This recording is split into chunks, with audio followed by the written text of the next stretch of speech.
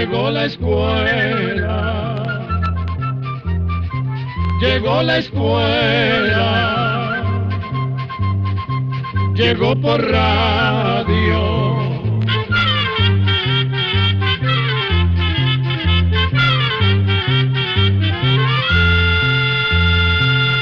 Oigamos la respuesta. Es el programa que les trae a ustedes el Instituto Centroamericano de Extensión de la Cultura, ICQ. Al lado oeste de nuestras tierras, o sea, del lado donde se pone el sol, queda el océano, el mar Pacífico. Es un mar inmenso. Si nos embarcamos en un barco grande y cogiéramos siempre rumbo al noroeste, llegaríamos después de 40 días a las islas del Japón. Los habitantes de esa tierra son más bien pequeños, de pelo negro, lacio, el color de su piel es un poco amarillenta y hablan un idioma del cual nosotros no podríamos comprender ni una palabra. Las costumbres de ese pueblo también son muy distintas a las nuestras. Un marinero japonés me contó muchas cosas interesantes de esa tierra, de las cuales quiero relatarles algunas hoy. Me contó, por ejemplo, una leyenda muy bonita que se cuenta allá en su tierra. Hace muchos cientos de años vivía allá en el Japón un monje. Este monje pertenecía a la religión budista. Había prometido no volver a dormir nunca más, para así tener tiempo de rezar y predicar a la gente. Pero un día su cansancio fue tan grande que en medio de la prédica se quedó dormido. Habían a su alrededor cerca de 100 personas que escuchaban sus palabras. Cuando vieron que el monje cerró poco a poco sus ojos, que sus palabras ya no se entendían, y que por fin recostó su cabeza sobre el pecho, comprendieron que se había dormido. Lo recostaron suavemente en el suelo, y se alejaron para no estorbar su sueño. Después de algunas horas, el monje despertó y comprendió lo que le había sucedido. Se llenó de tristeza y de cólera al ver que era incapaz de cumplir su promesa. Su desesperación fue tan grande que se arrancó los párpados de sus ojos, para que así estos nunca pudieran volver a cerrarse. Dicen que después de eso abandonó la zona y que nadie volvió a saber de él. Pero la historia sigue. Ahí donde el monje botó sus párpados, dicen que a los días nacieron 2 plantitas. La gente de aquel lugar las miró con respeto y las cercó para que ningún animal ni ninguna persona pudiera perjudicarlas. Pasaron los meses y los años, y de las plantitas se desarrollaron 2 arbolitos. Alguien tuvo la idea entonces de arrancar unas hojas y usarlas como medicina. Las cogió y las cocinó en un poco de agua. El agua se fue tiñendo de un color rojizo, que luego le dieron a un enfermo. Como por obra de milagro, el enfermo se sintió mejor. El cansancio había desaparecido de su cuerpo y sintió más esperanzas y deseos de sanar. Pronto otras personas hicieron el mismo experimento y se llegó a comprender que las hojas tenían cierta sustancia que combatía el cansancio durante algunas horas. Cuentan que la gente de ese lugar cortó ramitas de los árboles y que con ellas hicieron el primer sembrado. Fue el primer siembro de té, pues esta es la leyenda que, aunque probablemente no es cierta, nos habla de cómo los hombres descubrieron y aprendieron a sembrar el té. A nosotros, los habitantes de estas tierras, nos parece que la bebida principal, la bebida que toma la mayoría de la gente, es el café. Aquí en nuestras tierras esto es cierto, pero en otras partes no es así. Si tomamos en cuenta los millones de personas que pueblan este mundo, tenemos que decir que la mayoría toman té. En algunas partes lo toman frío, en otras caliente, en otras muy negro, en otras clarito. Algunos le echan limón y otros leche. Hay personas que lo toman amargo y otros que lo prefieren con azúcar. Existen muchas plantas o árboles de los cuales se pueden preparar un té. Por ejemplo, conocemos muy bien el té de manzanilla, el de hierbabuena y tantos otros más. Todos ellos tienen alguna especialidad o sirven contra el mal de estómago o contra la tos y también contra los nervios. Pero el té negro, el verdadero té, tiene una especialidad muy parecida a la del café, y es que tanto el uno como el otro contienen cafeína, que es una sustancia que combate el cansancio. Por eso es que cuentan esa leyenda del té que les acabo de relatar. Se cree que el té ya se conocía en la China hace 3000 años.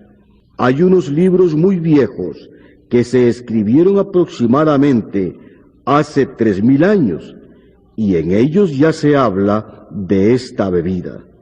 En el Japón se llegó a conocer y cultivar desde hace aproximadamente 1000 años.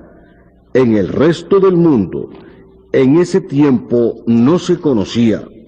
Con el paso de los años, los hombres aprendieron a construir grandes barcos y se aventuraron a cruzar los mares. Así fue como llegaron a conocer las tierras lejanas. Los marineros que llegaban a la China o al Japón llevaban productos de sus tierras a venderlos allá, y cuando regresaban traían cosas extrañas de esas tierras lejanas. Cuentan que el primer té que llegó así a las tierras de Europa no fue muy apreciado. Las señoras creían que había que cocinarlo y luego comer las hojitas con sal y mantequilla. Las hojas del té son amarguísimas y por lo tanto no gustaron a nadie. Además de que comidas en cantidad producían grandes malestares, pero poco a poco aprendieron cómo había que prepararlo y la bebida fue muy gustada.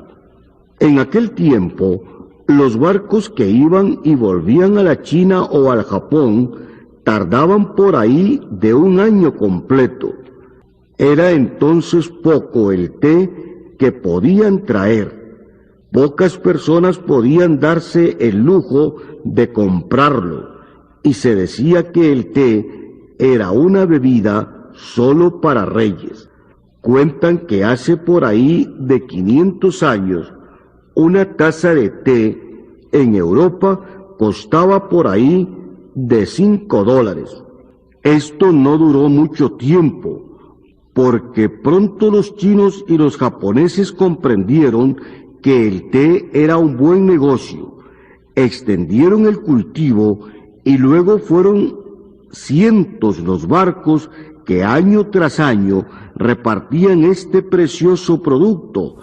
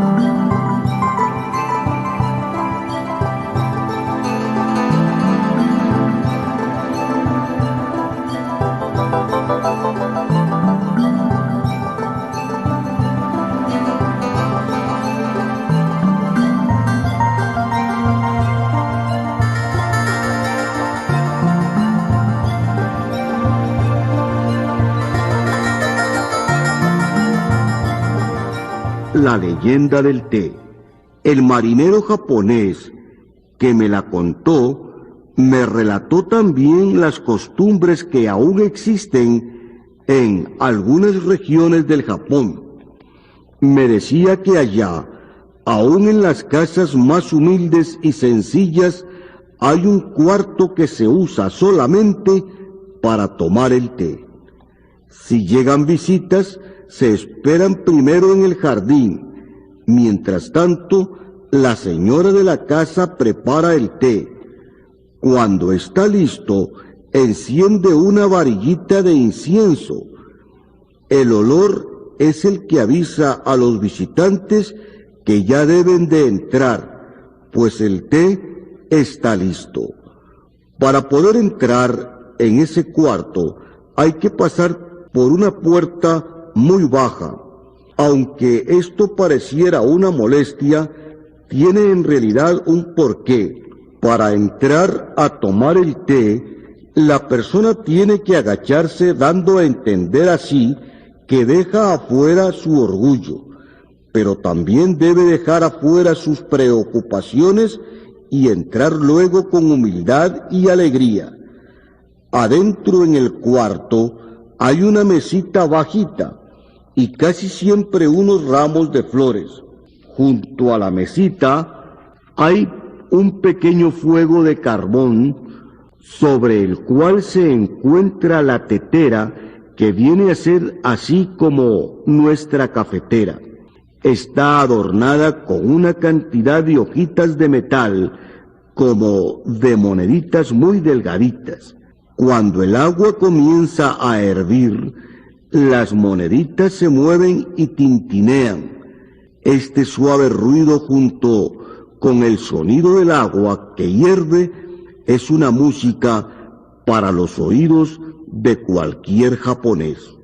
En Japón es costumbre sentarse en el suelo.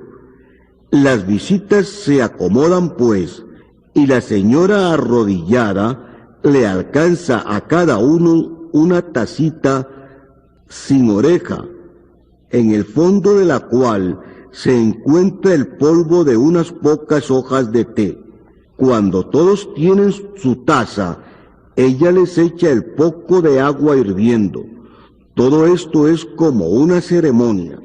La señora se inclina cuando sirve y los que reciben también se inclinan en señal de agradecimiento. Dicen que en algunas zonas esta ceremonia es tan apreciada que las muchachas aprenden durante años a arreglar el cuarto del té y a servirlo en su debida forma. Los que pueden pagan los servicios de un maestro del té, como se llama allá.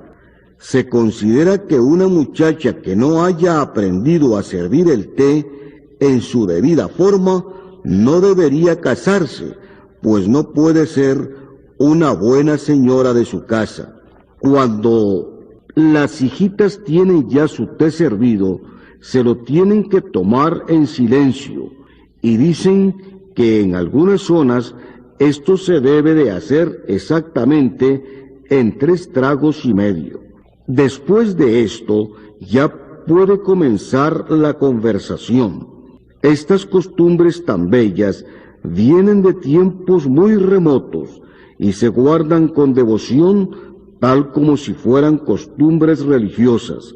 Mi amigo el marinero japonés me explicaba que la ceremonia del té debe recordar a todas las personas que todo aquello que hagamos en este mundo debe ser perfecto, que las cosas más insignificantes que tenemos que hacer a diario pueden ser buenas y bellas si se hacen con el corazón puro, con cariño y con amistad.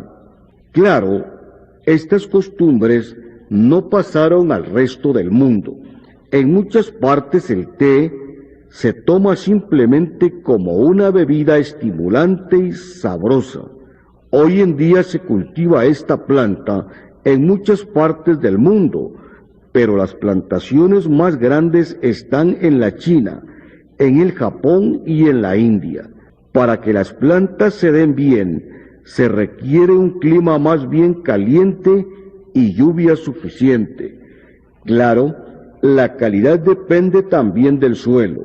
Sin embargo, se ha comprobado que el té es una de las plantas que se adapta a diversos climas y a diversos suelos. Últimamente se ha llegado a sembrar hasta aquí, en nuestras tierras de Centroamérica. Se puede decir que hasta la hora solo se han hecho pequeños cultivos de prueba, pero tal vez con el tiempo se lleguen a agrandar. Sin embargo, tanto en la China como en la India, los sueldos son relativamente bajos y trabajan en los cultivos no solo los hombres, sino también las mujeres y los niños. Por eso es que pueden venderlo relativamente barato. Probablemente es difícil que aquí, en nuestras tierras, se pueda producir al mismo precio. Llegan a alcanzar casi 10 metros de alto, pero generalmente las podan para que no pasen de unos 2 metros. Así resulta más fácil cosechar las hojitas, pues para el té no se usan las frutas, sino solamente las hojas. Como no se le pueden quitar muchas hojas de una vez a una planta, es necesario cosechar a través de todo el año. Cada semana salen los hombres, las mujeres y los niños con grandes canastos a cosechar. Una planta de té produce aproximadamente durante 25 años. Después de eso comienza a envejecer. Entonces se le corta de a raíz y se vuelven a sembrar nuevos hijos. Pasados 3 años, ya estos hijos producen para la cosecha. Las hojas más sazonas, más maduras, rinden más, pero no producen un té tan bueno. Desde el momento de la cosecha, se separan las hojas tiernas de las más sazonas, y así se produce té de diversas calidades.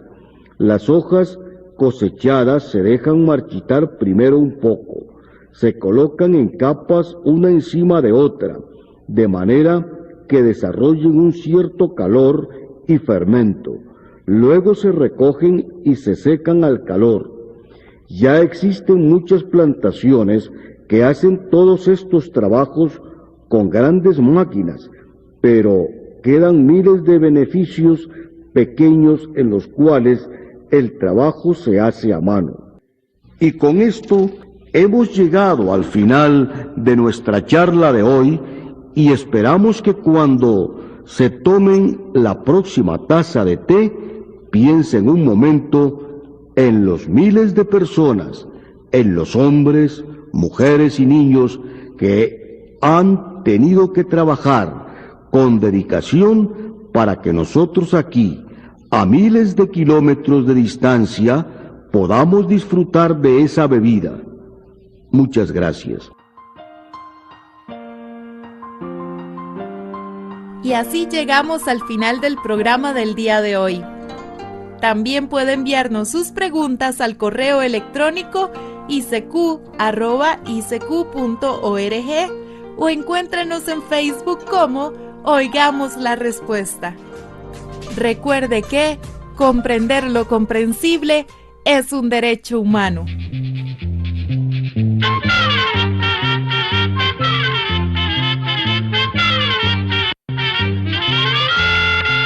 Llegó el momento de despedirnos. Se va a la escuela, se va cantando,